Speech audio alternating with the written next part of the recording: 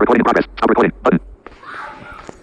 नमस्ते recording club में RC Sandeep हाजिर हूँ the story of recording club part 449 लेकर के। अब जब कहानी रिकॉर्ड होना शुरू हो ही गई है तो फिर अपलोड तो होएगी। वैसे 10:40 हो रहे हैं रात के, रविवार तो है ही, 2 अगस्त 2026। संडे का दिन भी फ्री नहीं रहता है। पता नहीं ये लड़ाई कब जा कर के रुकेगी। खैर, वैसे आज लड़ाई की बात नहीं करेंगे। आज तो मित्रता दिवस है, फ्रेंडशिप डे है, और एक बहाना है अपने अपने दोस्तों को याद करने का, दोस्ती पर बात करने का, दोस्त बनाने का, दोस्त समझने का। वैसे कुछ और नहीं तो किताबें हमारी शायद सबसे अच्छी मित्र होती हैं। अब एआई के ज़माने में या टेक्नोलॉजी के ज़माने में वो किताबें उस शक्ल में तो नहीं हो सकती जो बगल में रख कर के किसी ज़माने में घुमा करते थे, और जिसकी बगल में ज़्यादा किताबें वो उतना ही ज़्यादा पढ़ाकू। वो ज़माना तो खैर अब नहीं है। हाँ, लेकिन अब तो पेन ड्राइव का भी ज़माना गया कायदे से। अब तो 5-5 TB स्टोरेज 18-18 महीनों के लिए गूगल ही दे रहा है आपको, वो भी जियो के रिचार्ज पर। तो यानी फ़ोन ही अब तो कहना चाहिए कि फ़ोन शायद सबसे अच्छा मित्र है आज की तारीख में। वैसे स्कूल टाइम में एक श्लोक पढ़ा था, आज कोई शेर नहीं, श्लोक, कि आलस्यस्य कुतो विद्या, अविद्यस्य कुतो धनम, अधनस्य कुतो मित्रम, अमित्रस्य कुतो सुखम। आलस है तो फिर विद्या नहीं, विद्या नहीं तो धन नहीं, धन नहीं तो फिर मित्र नहीं, और मित्र के बगैर, ये वाली लाइन सबसे ज़्यादा इम्पोर्टेंट है कि मित्र अगर नहीं है तो मित्र के बगैर सुख नहीं।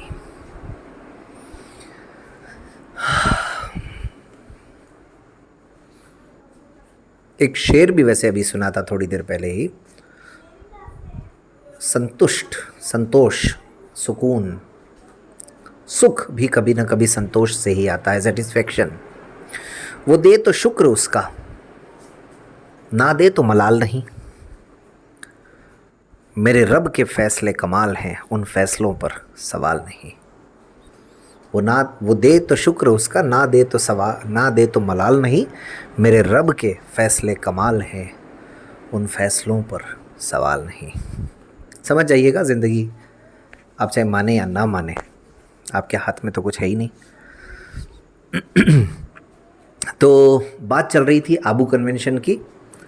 लगातार तीसरे ऑडियो में, तीसरी कहानी में, यानी the story of recording club में क्या कहना चाहिए, 40 से ज़्यादा व्यूज़ हैं, 13 लगभग लाइक्स हैं और 6 कमेंट्स हैं। कल आपको राजस्थानी शेर किसी ने कहा, राजस्थानी लाइनें किसी ने कहा, अच्छी लगी आपको, धन्यवाद इसके लिए।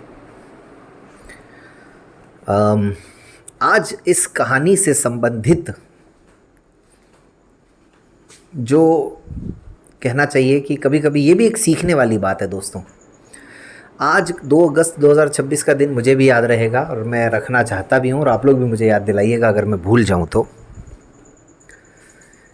मैंने जून 2018 से जब से कहानी सुनाना शुरू किया है, तब से जिस मैं तलाश में था, वो तलाश मेरी आज जा कर के पूरी हुई है, 8 सालों में। महज कहानी सुनाने की कौन सी तलाश हो सकती है, ये भी अपने आप में एक दिलचस्प कहानी हो सकती है।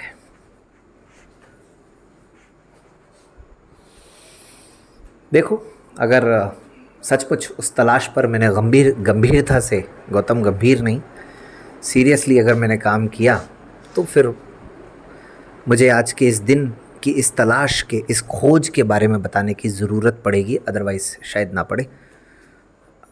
कुल मिलाकर के अब ये मेरे ही हाथ में है कि मैं इस तलाश पर कितना सीरियस होता हूँ। फ़िलहाल तो कहानी पर सीरियस होते हैं दोस्तों, और कहानी है भी सीरियस। वैसे आज मित्रता दिवस के दिन ऐसी कहानी सुनानी पड़ रही है, दुख इस बात का भी है। अम, कुछ एक कमेंट्स मिले उस घटना से रिलेटेड। विनोद जी का कमेंट भी आया। इससे रिलेटेड दरअसल 2 कमेंट्स थे उनके। तो एक तो मुझे याद है, दूसरा मैं भूल गया। लेकिन जो भी हो, कहानी मैं सुनाऊंगा तो वो कमेंट्स की बात अपने आप हो जाएगी। दरअसल उनको आरसी से कोई मतलब नहीं था, जैसा कि उन्होंने कमेंट में लिखा। मतलब था किस बात से? एक क्या होता है कि बच्चा और बुजुर्ग, ऐसा माना जाता है कि समान होते हैं। दोनों की अपनी अपनी विशेष परिस्थितियां होती हैं, मान्यताएं होती हैं, धारणाएं होती हैं, सोच होती है।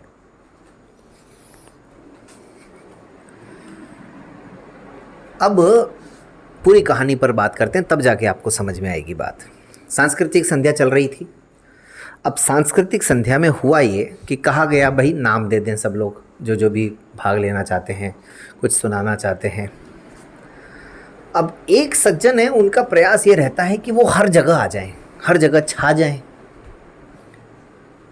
ऑलरेडी हम उनको शाम को एक सेशन में बुलवा चुके थे। सुबह वाले सेशन में उनका सवाल हो चुका था।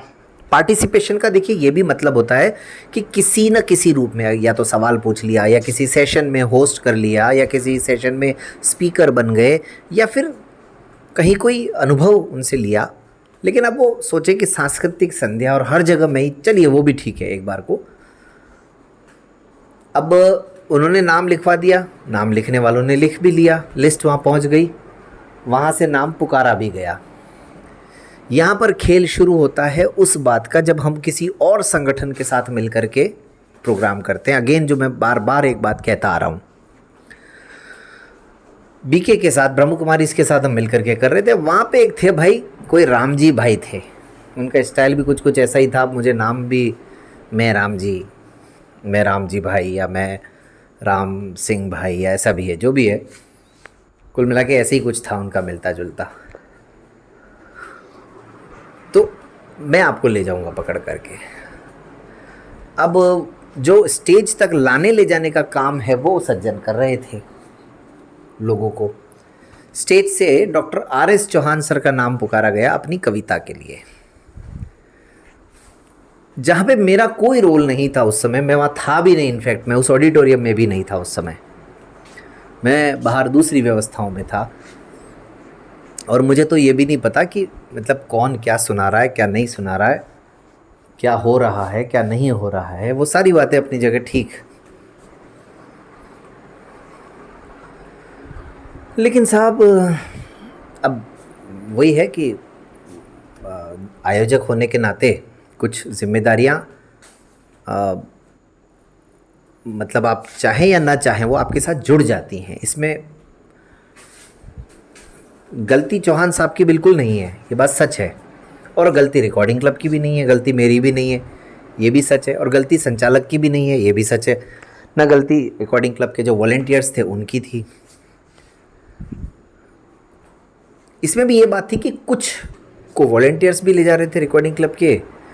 इनका सामना, डॉक्टर RS चौहान सर का सामना पता नहीं कैसे उस रामजी भाई से हुआ। उसने कहा आप खड़े रहिए, मैं आपको ले जाता हूँ, आप जूते उतार दीजिए, स्टेज पे जूते लेके नहीं जाना है। जूते उतारे, खड़ा रखा, फिर उनको नीचे उतार के आप चेयर पे बैठ जाइए, जूते उनके उतरे हुए ही।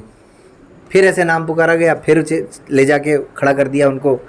तो 2-3 बार ये सिलसिला हुआ। बिल्कुल लास्ट में जब प्रोग्राम ख़त्म होने वाला था, ठीक है, अब भाई साहब जैसे ही प्रोग्राम ख़त्म हुआ, वो तो भयंकर तरीके से भड़क गए, और संदीप त्रिवेदी को पकड़ करके पहले तो मुझे आवाज़ लगाई। मैंने कहा हाँ सर, जी सर, यस सर। ये क्या तरीका है, ये है वो है, पता नहीं क्या क्या। रिकॉर्डिंग क्लब वालों को इतनी भी तमीज़ नहीं है। संदीप त्रिवेदी, तुमने ये हमको क्या बेइज्जत करने के लिए बुलाया है? ऐसा वैसा पता नहीं बहुत कुछ। और मैंने कहा सर क्या हुआ, बात तो बताइए पूरी की। ऐसा ऐसा हुआ मेरे साथ, वो सारी बात उन्होंने बताई। अब मैंने कहा सर वो भी भाई बेचारा दुखी हो गया, वो भी आके माफ़ी मांगने लग गया। अच्छा, ब्रह्म कुमारी इसका जो संस्थान है वहाँ ऑलरेडी शांति का ही तो सारा मामला है। ओम शांति उनका मूल जो है वो वाक्य है, उनका फ्रेज़ है, अभिवादन का एक तरीका है। जब किसी से जैसे हम नमस्ते करते हैं वो ओम शांति बोलते हैं। तो कुल मिलाकर के शांति की बात करने की कोशिश वो लोग करते हैं। और उसी भवन में अगर इस तरह की चीज़ हो जाए तो फिर और ज़्यादा दिक्कत वाली बात। और सबसे बड़ी बात तो ये है कि चौहान साहब को उनके ही लगभग हम उम्र retired colonel Rakesh Sharma sir उनको समझा रहे हैं, लेकिन वो नहीं समझना चाह रहे हैं। वो तो अपना पूरा कि नहीं, मैं तो बस मतलब यूँ समझिए कि उन्होंने कुछ कसर छोड़ी नहीं, मतलब कुछ भी करने में। और मुझे लोग पकड़ करके ले गए, अरे तुम मत बोलो, तुम साइड में हो जाओ, तुम जाओ। ठीक है, मैंने कहा चलिए भाई अपन साइड में हो जाते हैं। और आखिरकार फिर बड़ी मुश्किल से, और वो इंसान प्रोग्राम ख़त्म होने के भी 2 दिन बाद तक उनकी व्यवस्थाएं वहाँ पर रही हैं। सोचिए अब आप, उनकी ट्रेन की वजह से या किसी न किसी कारण की वजह से, और आ भी लगभग वो पहले ही गए थे एक आध दिन। अब इतना सब करने के बावजूद भी वो इतना सा धैर्य नहीं रख पाए कि ये चीज़ें ब्लाइंड के प्रोग्राम, जैसे अभी कुछ दिन पहले जैसा राम जी ने भी कहा था ना कि ब्लाइंड के प्रोग्राम में तो ये कुछ चीज़ें तो ऐसी चलती हैं, छोटी मोटी हो जाती हैं।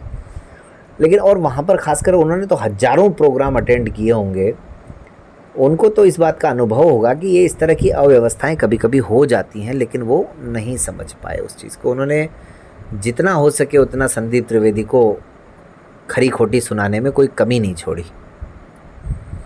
चलिए कोई बात नहीं, अब जो भी है। अब लेकिन वहाँ से फिर वो तो हमने जैसे तैसे ये तय किया कि भाई ये कन्वेंशन निकल जाए। उसके बाद अगला जो कार्यक्रम था इंदौर वाला, तब भी उनके फ़ोन वोन आए, लेकिन उसके बाद हम लोगों ने एंटरटेन करना ही उन्हें बंद कर दिया। और उसके बाद फिर किसी कार्यक्रम में न तो वे आए और न ही हमने बुलाया, न ही हमने याद किया। दुख इस बात का है कि असुविधा उनको हुई, निश्चित रूप से हुई, ये इस बात का दुख है। लेकिन जो कुछ कहना है कह कुआ के ख़त्म कर लेते हैं।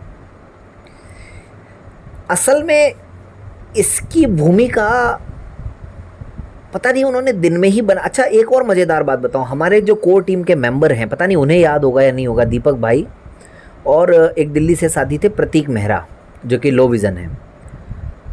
डॉक्टर साहब की परेशानियों को ध्यान में रखते हुए, यानी वो चूँकि अकेले थे तो उनको हेल्प के दृष्टि से प्रतीक भाई को ये कहा गया था कि आपको सर को रखना है साथ में, और उनका रूम भी एक ही था। प्रतीक भाई और एक राजेंद्र जोधपुर से जो हैं, ये 2 लोग बल्कि उनके लिए अपॉइंट किए गए ताकि उनको कोई असुविधा ना हो, कहीं आने जाने में उनको दिक्कत ना हो। तो उन्होंने दिन में ही कुछ कुछ ऐसी भूमिका बनाना शुरू कर दिया था कि कुछ तो करना है। पता नहीं कौन सी बात उनको अजीब लगी, या तो अली के सेशन में उनको सवाल में रोका गया बीच में वो, और या फिर इधर शाम के वक्त के सेशन में जो बीके का सेशन था उसमें कुछ हुआ, मतलब पता नहीं क्या हुआ, वो कुछ न कुछ ऐसा ही उनका मन हो चला था। बहरहाल वो किस्सा जैसे तैसे ख़त्म हुआ बहुत देर के बाद, और उसके बाद अक्सर हम लोग एंजॉय करते हैं हर कल्चरल इवनिंग में, वो भी वहाँ पर हम नहीं कर पाए। तो ये एक बहुत ही अजीब सी, और क्या कहूँ मैं इसको, बेढंगी सी जो चीज़ थी वो हुई। और मैंने इनफैक्ट शायद पता नहीं वो खाना वाना भी नहीं खाया उस रात, मुझे जहाँ तक याद आता है। बड़ा अजीब माहौल रहा, बड़ा मन ख़राब रहा। तो खैर साहब, ये किस्सा किसी तरीके से निपटा। और एक बात और मुझे याद आ रही है जो मैं बता देता हूँ कि ये एक मात्र ऐसा कन्वेंशन था, पहला और आखिरी कन्वेंशन ऐसा, जब हमारे पास एक वो होता है ना कैमरा, हैंडी कैम, जो भी डिजिटल कैमरा, वो था हमारे पास, और पूरे प्रोग्राम के फ़ोटोज़ उस डिजिटल कैमरे से लिए जा रहे थे। और ये फ़ोटोग्राफ़ी का पूरा काम संभाल रहे थे विपुल जैन के छोटे भाई कमलेश। तो ये एक बात कमलेश का भी क्रेडिट उसको मिलना चाहिए।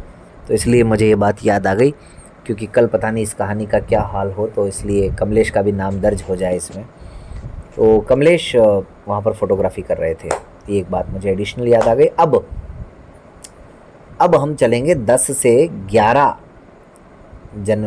नवंबर को, और 11 नवंबर का दिन है साइट सीन के लिए, भ्रमण के लिए, घूमने के लिए। अगेन मैं अपील करता हूँ, आप में से जो भी साथी आएँ उनका स्वागत है। जिनको भी कुछ याद है या जिनको भी कुछ जोड़ना है इसमें, अगर ऐड करना है तो आप सहर्ष आ सकते हैं। व्यवस्था की जाएगी कैसे भी करके उसको कुछ तालमेल बिठाने की। और बाकी 450वें अंक में क्या किया जाए, अब ये सोच रहा हूँ मैं। देखते हैं 450वां अंक कैसे तैयार होता है। चलिए फ़िलहाल तो बात करेंगे अब साइट सीन की, पूरी उसकी जो भौगोलिक स्थिति है उसको समझाने की कोशिश करेंगे, और वहाँ पर खम्बे से किसका सिर फूटा, ये भी एक चर्चा का विषय रहेगा। चलिए, धन्यवाद।